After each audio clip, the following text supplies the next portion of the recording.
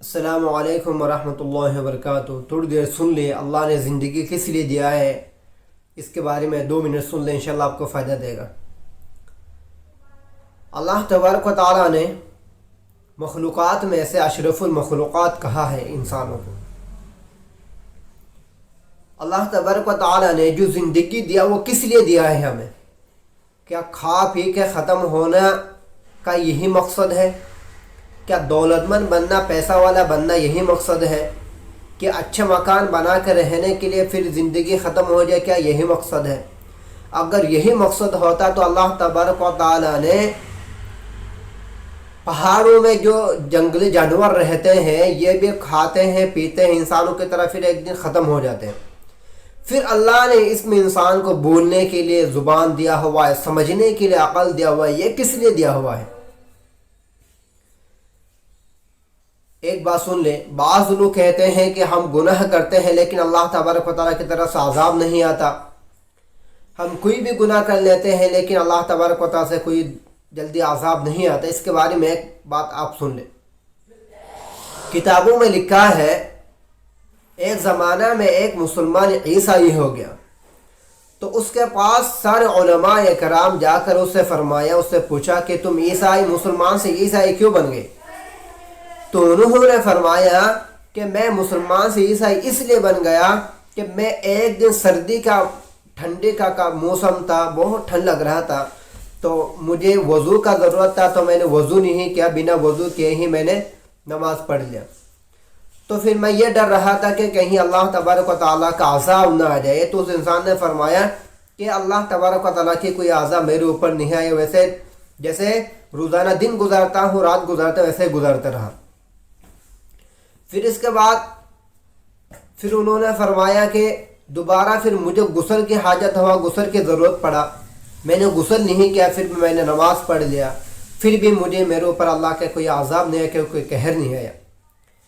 تو علماء کرام فرماتے ہیں، مفتیان کرام علماء کرام فرماتے ہیں اللہ تبارک و تعالیٰ نے تیرے سے تو ایمان کی دولت ہی چھین لیا، تیرے سے لینا اور کیا تھا؟ جب ہم گناہ کرتے ہیں تو ہم یہ سمجھتے ہیں کہ اللہ نے عذاب کیوں نہیں دیا۔ جس انسان سے اللہ محبت کرتے ہیں اللہ انہیں اپنے طرف کھینچتے ہیں، اب ان کو اللہ ہدایت دیتے ہیں۔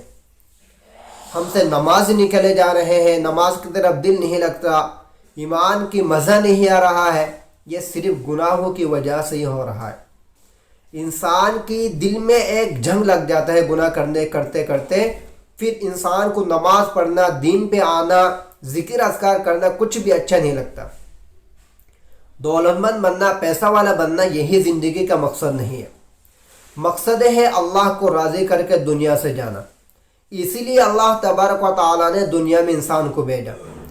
اگر دنیا میں رہنا ہی مقصد ہوتا تو آدم علیہ السلام سے چلا ہوا زندگی کوئی نہ کوئی اس ٹائم میں بھی موجود رہتا، تو ابھی کوئی موجود ہی نہیں ہے۔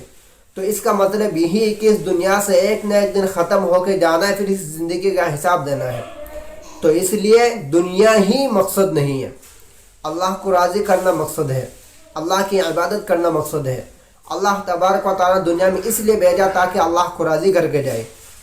دنیا میں یہ سارے چیز تو ایک ضرورت کی چیزیں ہیں، کھانا پینا، یہ سب چیزیں انسان کے لیے، جیسے ہمیں کہیں جاتے ہیں بچے کھیلتے ہیں نا، کوئی کھیلنے کا سامان کی ضرورت پڑتا ہے، کوئی بچہ یہ لے کے کھیل رہا ہے، کوئی بچہ وہ لے کے کھیل رہا ہے۔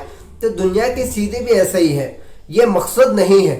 مقصد تو اللہ کو راضی کرنے کا مقصد ہے، پیسہ والا بننا مقصد نہیں ہے۔ اگر پیسہ والا بننا، دنیا دولت مند بننا مقصد ہوتا تو نبی کریم صلی اللہ علیہ وسلم کے پاس سب سے زیادہ دولت ہوتا، سب سے زیادہ پیسہ والا ہوتے۔ لیکن نبی کریم صلی اللہ علیہ وسلم کی زندگی کو دیکھیں کتنا مشقت اور تکلیف کے ساتھ انہوں نے زندگی گزارے ہیں۔ اگر دولت مند بننا، پیسہ والا بننا، اچھی زندگی بننا ہی زندگی کا مقصد ہوتا تو حضرت نوح علیہ السلام کو اتنا تکلیف اور پریشانی جھیلنا نہیں پڑتا، اتنا پریشانی برداشت نہیں کرنا پڑتا۔ جتنا نبی اللہ تبارک و تعالیٰ نے بھیجا، اس میں سے نبی اکرام علیہ السلام زیادہ تر پریشانی میں ہی وقت گزارے، زندگی گزارے۔ اگر یہی ہوتا دنیا میں بھیجنے کا مطلب کہ پیسہ والا بننا، دولت مند بننا، یہ کرنا وہ کرنا ہوتا، تو پھر اللہ نبیوں کو بھی دولت مند بنا دیتا، پیسہ والا بنا دیتا، دنیا میں ہی عیش کرتے۔ اللہ تبارک و تعالی ہمیں سمجھنے کی توفیق عطا فرمائے، دنیا سے جانے سے پہلے آخرت کی تیاری کرنے کی اللہ ہمیں توفیق دے۔